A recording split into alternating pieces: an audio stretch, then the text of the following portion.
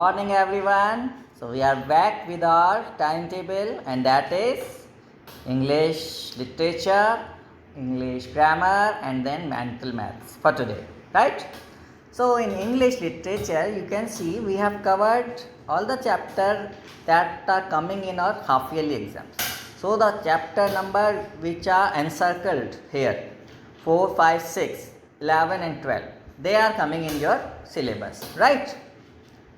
तो क्योंकि ये जो बॉक्स में है ना 7, 8, 9, 10 वो तो हमने कवर करे थे अभी यूनिट टेस्ट में, तो हम ले रहे हैं 4, 5, 6, 11 and 12।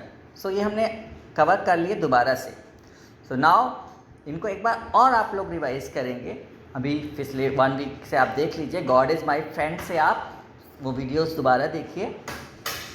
You will learn the अभी आप ये लेंगे ना गॉड इज़ माई फ्रेंड, तो उनके वर्ड जो टफ वर्ड होते हैं, that exercise part that is given in your book and the question answer part that is done by you in your notebook. You will read them and revise them, और specially question answer और tough words जो हैं उनको आप right करके भी देखोगे, ठीक है।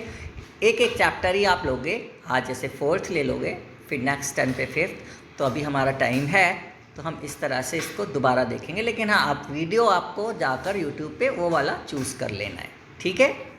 तो अब हम आ रहे हैं ग्रामर पर, and in this we are going to revise this chapter articles a and the. So इसको ही पढ़ते हैं पहले, फिर कुछ ऐसा होगा जो मैं अलग से कई बार समझाता हूँ वो भी समझाऊँगा। A and the are called articles. इन तीनों को आर्टिकल कहते हैं। ए और एन एक ही कैटेगरी के हैं, वो तो बस हमें पता ही है कि वॉवल साउंड से पहले एन और बाकी साउंड से पहले ए लगेगा, तो वो एक कैटेगरी के हो गए दोनों, और द दूसरी कैटेगरी का हो गया, है ना। Look at the following sentences. A boy Yeats N orange. A boy means any boy. देखिए ये मैं बार बार बताता हूँ सबको कि वन से मतलब नहीं होता ए या एन का, ठीक है, एनी से ज़्यादा होता है, राइट। तो N orange means any orange, any one, okay. Hindi में आ की हम बोलते हैं कि आई हैव अ बुक, तो हिंदी की कैसे कर देगा कोई भी कि मेरे पास एक किताब है, तो हम उसे कंफ्यूज हो जाते हैं। आ बुक का मतलब एक किताब और आ का मतलब एक, तो बात तो सही है, एक ही है, लेकिन हम वहाँ पर उसकी काउंटिंग बताने में इंटरेस्टेड नहीं है, ये कहने में है कि कोई एक है, कोई भी एक किताब है, कोई ख़ास किताब नहीं है, कोई पर्टिकुलर बुक नहीं, कोई डेफिनेट बुक नहीं है, इसलिए दा नहीं लगाते हैं, राइट। अब सेकंड आप पढ़िए, आई सॉ द बॉय।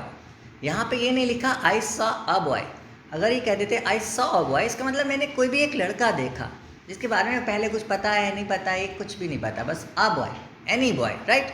लेकिन जब ये कह रहे हैं आई सॉ द बॉय, इसका मतलब क्या है कि वो लड़के के बारे में कुछ ना कुछ पहले से हमारे माइंड में है, राइट। तो the boy means a particular boy, कोई खास कोई स्पेशल ही बंदा है, वो बॉय है जिसके बारे में यहाँ पे बात करी जा रही है, जिसे देखा था। यानी कि इसे सेंटेंस को और कंप्लीट करें तो ऐसे कर सकते हैं, I saw the boy who helped us yesterday. जिसने हमारी कल हेल्प करी थी उस लड़के को मैंने देखा, ठीक है। तो उस वाला सेंस आ रहा है, वो वाला लड़का, ऐसा सेंस आ रहा है। यहाँ पर भी एक ही लड़का है लेकिन ए और एन नहीं लगा रहे हैं, ठीक है। तो आई थिंक ये मेन बात क्लियर हो गई। So a is use before a singular और काउंटेबल नाउन्स। अब तो आपको काउंटेबल और अनकाउंटेबल बहुत अच्छी तरह से पता है। क्या मिल्क के पहले आ मिल्क लगा सकते हो या बटर के पहले आ बटर नहीं लगा सकते हो ना, क्योंकि वो काउंटेबल नहीं है। तो ए या एन जो भी होंगे वो काउंटेबल से पहले ही लगेंगे।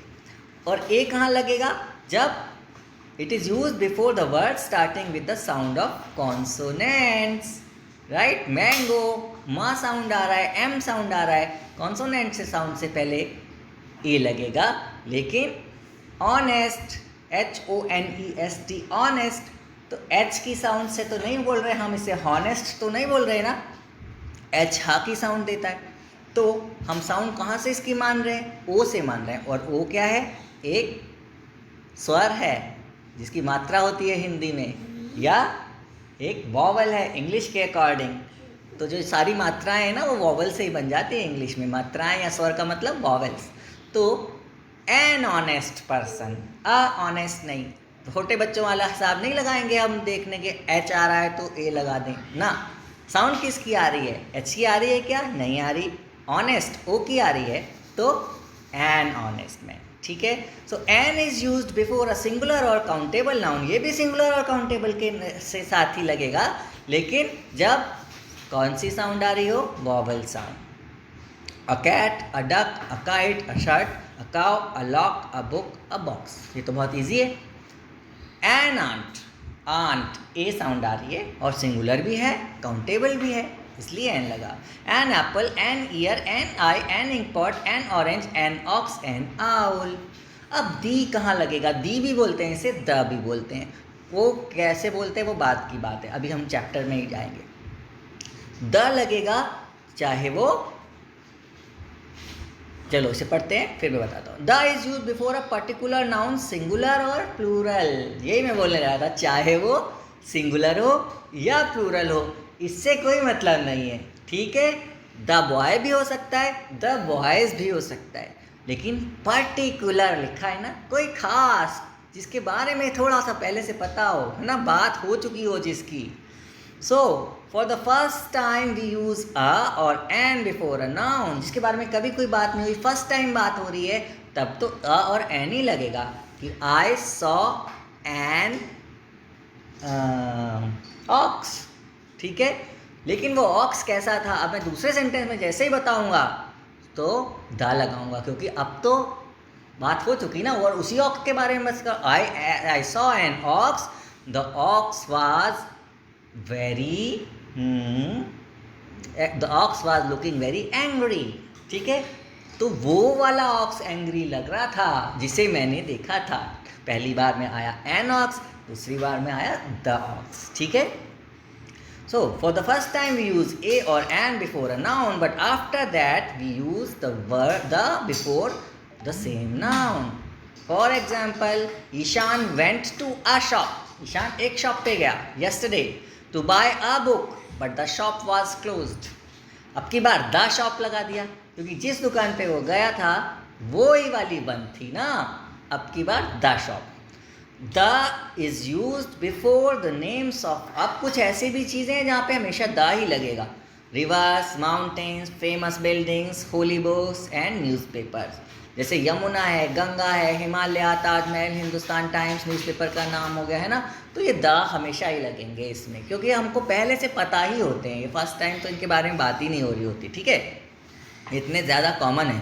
सो the is used also use before the things that are unique, unique earth है, मून है, सन है, ये यूनिक है, इनके जैसा और कुछ भी नहीं है। The ocean, the sky, the sun, right, तो इनसे पहले भी द लगेगा। अब ये आपने ऑलरेडी कर रखा है, और जितना अभी हमने रिवाइज कर लिया उससे अलग इसमें कुछ भी नहीं है, हमने ज़्यादा कर लिया, ऑनेस्ट वाला एग्जाम्पल भी ले लिया इसमें तो हमने, है ना। तो आप इजीली इसे फिर से सॉल्व कर पाएंगे, करिए और कॉन्फिडेंट हो जाइए अपने एग्ज़ाम के लिए। इसी तरह से हमारा सिलेबस इसमें भी पूरा है मेंटल मैथ्स में, तो आपको ये वाला पेज ले लेना है, टेस्ट पेपर 3, इससे बस एक, इससे पहले का एक दो ही एक्सरसाइज ऐसी हैं जो हमने नहीं ली हैं, बाकी आप इजीली इसे कर सकते हो, सब तरह से हमने इन्हें पहले देख रखा है। तो ये टेस्ट पेपर है, आप खुद इसे सॉल्व कीजिए बिना किसी की हेल्प से, ये भी मत पूछिए कि इसमें करना क्या है, वो भी अपने आप से सोचिए, और इसको सॉल्व करा के मम्मा से या पापा से कहिए आप मुझे मार्क्स दे दो, हर नंबर के लिए एक क्वेश्चन के लिए 1 मार्क रख लीजिए, और टोटल देखिए आपका कितना परसेंटेज आता है। कोई गलत होएगा तो उसे समझो कि यानी कहाँ पर गड़बड़ी कर दी, ठीक है। अब जो फिल इन द ब्लैंक सबसे नीचे वाले आ रहे हैं ना, 3 आ गए, उसमें आप उसे छोड़ दीजिएगा, ऐड और सब्ट्रैक्ट तक लीजिएगा, ठीक है। बस इतना ही है, आज एक ही वीडियो में सब कुछ कवर हो गया। मिलते हैं कल, बाय बाय, थैंक यू।